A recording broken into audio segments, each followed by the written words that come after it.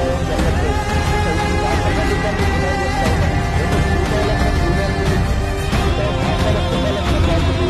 పెట్టాలని కూడా రాష్ట్ర ప్రభుత్వం డిమాండ్ చేస్తా ఉన్నాం. ఎందుకంటే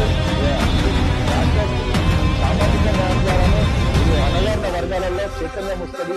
చదువుకోవాలి, చదువుకున్నప్పుడు సామాజిక విద్య ద్వారానే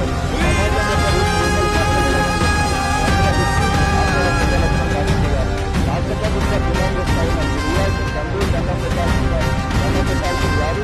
ఏదైతే రాజీవ్ గాంధీ విగ్రహాలు కడతా ఉన్నారు, విగ్రహాలు కడతా అంటున్నారు. కానీ అదే కొండా లక్ష్మణ్ బాపూజీ గారి విగ్రహం 100 ఫీట్ల విగ్రహం కూడా పెట్టాలని కూడా రాష్ట్ర ప్రభుత్వం డిమాండ్ చేస్తా ఉన్నాం.